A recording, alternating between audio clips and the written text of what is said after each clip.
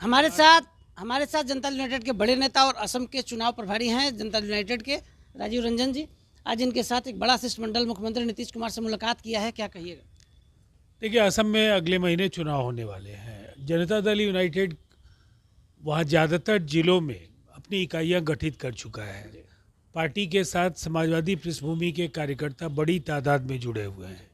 उनकी इच्छा है वहाँ पार्टी चुनाव लड़े और इस संबंध में उन्होंने अपनी भावनाओं के से मुख्यमंत्री नीतीश कुमार जी को अवगत कराया। मैं प्रभारी के हैसियत से उस बैठक में शामिल था और मैंने भी आग्रह किया है कि इनके प्रस्ताव पर विचार किया जाए। क्या बोले मुख्यमंत्री जी? मुख्यमंत्री जी ने कहा है कि इस पर हम लोग चर्चा करके निर्णय लेंगे, इसलिए कि गठबंधन एनडीए के साथ है। जी असम में पहले गठबंधन की संभावनाओं को ढूंढेंगे। जी अगर किसी परिस्थिति में वैसी स्थिति नहीं बनती है जी।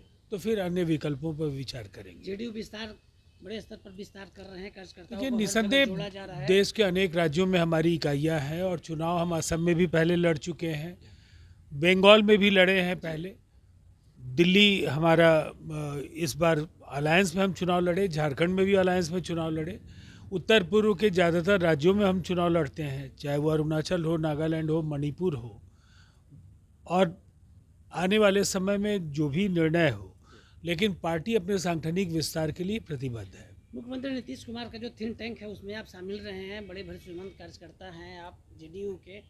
मुख्यमंत्री बड़ा भरोसा आप पर करते हैं, क्या लगता है कि नीतीश कुमार के नेतृत्व के बाद निशांत के नेतृत्व की बात हो रही है, निशांत को लाने की बात हो रही है, क्या राय होगा आपका? देखिए, निशांत कुमार जी युवा हैं, शिक्षित हैं, पढ़े लिखे लोगों की ज़रूरत है। जी राजनीति में ऐसे लोग आएंगे तो राज्य की बेहतरी के लिए आएंगे। निसंदेह हम लोग चाहते हैं कि वो आएँ, लेकिन ये फैसला उनको स्वयं लेना बंगाल चुनाव है। भी अब नजदीक है, बंगाल में भी चुनाव लड़ेगी जेडीयू क्या? देखिए, पूरी संभावना है कि हम कुछ सीटों पर वहाँ चुनाव लड़ें, इसलिए कि वहाँ की प्रभारी कहकशा परवीन हैं, जी पूर्व राज्यसभा सांसद, जी और उन्होंने बंगाल के दल के साथ मिलकर मुख्यमंत्री जी को अपनी भावनाओं से परिचित करा दिया है।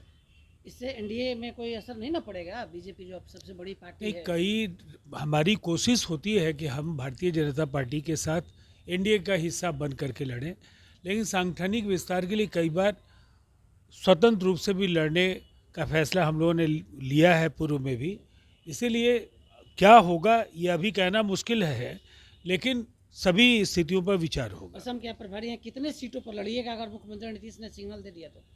अभी सीटों की संख्या बताना मुनासिब नहीं होगा, जी उसका आकलन हम लोग कर रहे हैं और जब पूरी बात तय हो जाएगी तो आपको अवगत कराएंगे। धन्यवाद।